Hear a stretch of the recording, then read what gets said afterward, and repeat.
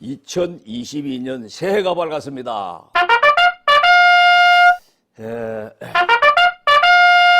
새해에 동지 여러분 복 많이 받으시고 하시는 일 다 이루 소원 성취하시고 건성하시고 날마다 기쁘고 즐겁고 행복한 이들만 가득하시기를 축원합니다. 이번 시간에는 딜레마와 소피스트를 사회 현상과 연관해서 고찰해 보기로 합니다. 지금부터 2500년 전 춘추 시대를 살았던 공자가 제자들을 양성한 목적을 보면 덕의 정치를 베풀어라. 그래서 도탄에 빠진 백성들을 구제할 만한 올바른 위정자를 배출하려는 것이었습니다.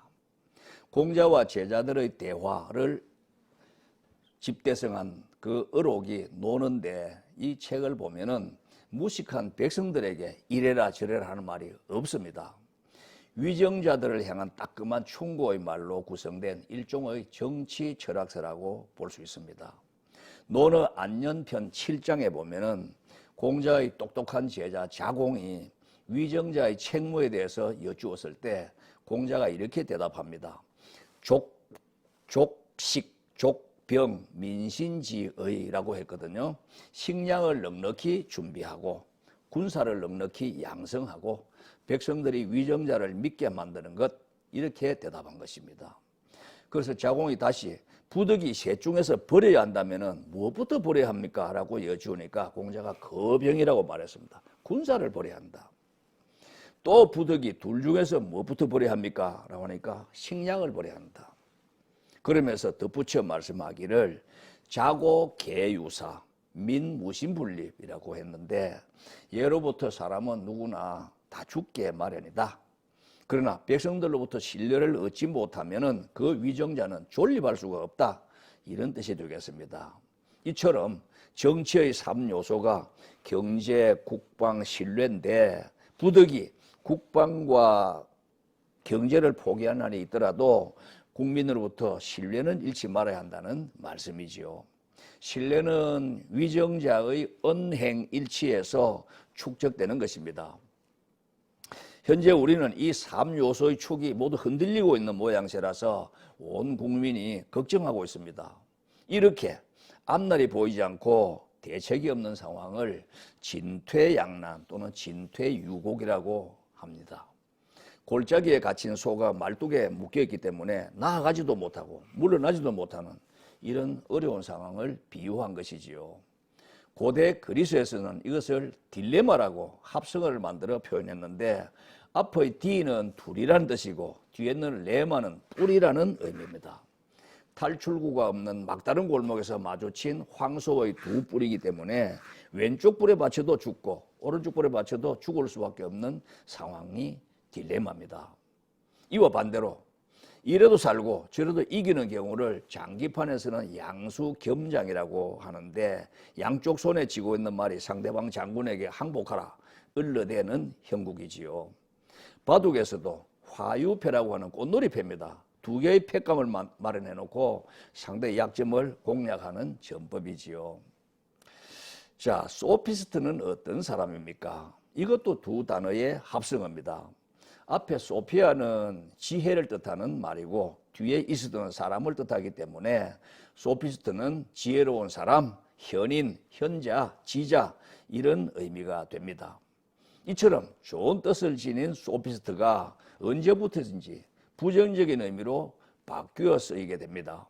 법률 조항을 자기에게 유리하도록 견강부회하여 억지 주장을 펼치고 재판에서 이기게 하거나 상식을 뒤엎어버리는 사람이라는 뜻으로 변질되어 사용하고 있습니다. 그래서 오늘날은 궤변론자라는 의미로 해석합니다. 자, 여기서 견강부회의 고사도 잠깐 살펴보겠습니다. 고대 중국 진나라 초엽에 손초라는 문제가 뛰어난 사람이 있었습니다. 그가 속세를 떠나 은거하기로 결심하고 자기 친구 왕제에게 말하기를 수석 침류할 것이라고 했습니다. 풀이하면 돌로 양치질하고 흐르는 물을 베개 삼는다. 말이 됩니까? 이렇게 잘못 말한 것이죠. 돌을 베개 삼고 흐르는 물에 양치질한다 그런 말이 되잖아요. 그러려면 침석술이라고 해야 되는데 순서를 바꿔서 잘못 말한 것이지요. 그 친구 왕제가 그걸 지적하니까 손초가 재빨리 궤변을 넣어놓습니다. 흐르는 물을 베개 삼는다는 것은 옛날에 은자 허유가 잘못 들은 말을 흐르는 물에다 귀를 씻어버리겠다라는 뜻이고, 돌로 양치질을 한다는 것은 이를 갈고 닦겠다는 의미일세. 말도 안 되는 소리잖아요. 이처럼 자신의 잘못을 인정하지 않고 남에게 지기 싫어서 억지 논리로 주장하는 것이 바로 견강부회입니다. 자, 이제부터 견강부회하여 진퇴유곡을 빠져나가는 궤변론자 소피스트들의 교묘한 잔머리 굴리기를 한번 감상해 보겠습니다. 오늘날 검사가 피고의 죄를 수사하여 논고를 하면 변호사가 피고의 결백을 제시하면서 무죄를 입증하고 판사가 양측의 증거를 취합하여 판결하는 이 법리제도 뿌리가 고대 그리스까지 거슬러 올라갑니다. 소크라테스와 플라톤의 시대부터 이미 합리적 법률 적용을 시행했던 것이지요. 고대 그리스에 프로타고라스라고 하는 소피스트가 있었는데 변론 학교를 세우고 학생들을 모집해서 변론술을 가르쳤습니다. 요즘으로 말하면 법학대학원, 로스쿨 같은 것이겠죠. 어느 날 율라투스라고 하는 똑똑한 청년이 찾아와서 자기도 변론술을 배우겠다고 합니다.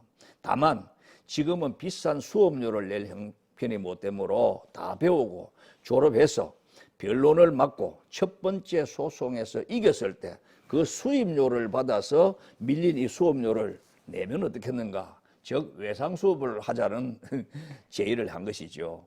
그런데 프로타고라스는 어떤 경우에도 이 제자로 하여금 소송에 이기게 해줄 자신이 있었기 때문에 흔쾌히 그것을 수락합니다. 그러나 변론술을 우수한 성적으로 다 배우고 졸업한 율라투스가 소송 사건을 맡지 않는 것이었습니다. 왜 그럴까요? 수업료 내기가 아까웠던 것이죠. 아무리 오래 기다려도 수업료를 받지 못한 스승 프로타고라스가 제자 율라투스를 상대로 수업료 강제 징수 소송을 걸었습니다. 그러면서 논리적인 가설을 세웁니다. 소전제 1. 만약 내가 이 소송에서 이긴다면 율라투스는 법률과 판결에 의해서 내게 수업료를 내야 한다. 맞는 말이죠. 소전제 2.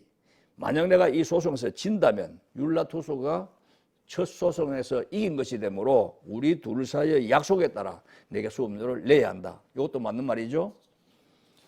대전제. 나는 이 소송에서 이기거나 질 것이다. 결론. 그러므로 어떤 경우든 나는 수업료를 받게 돼 있다.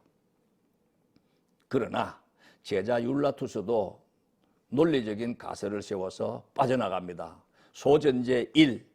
만약 내가 이 소송에서 이긴다면 법률과 판결에 의해서 수업료를 내지 않아도 된다. 맞는 말이죠. 소전제 2. 만약 내가 이 소송에서 진다면 우리 둘 사이의 약속에 따라 수업료를 내지 않아도 된다. 이겼을 때 내기로 했으니까요. 대전제. 나는 이 소송에서 이기거나 질 것이다. 결론.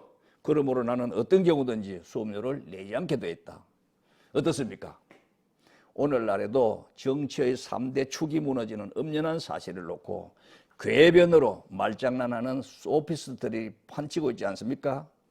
진리는 하나뿐입니다. 한쪽이 진리면 다른 쪽은 비진리인 것이고, 한쪽이 정이면 다른 쪽은 불의인 것이고, 한쪽이 순리면 다른 쪽은 영리인 것입니다.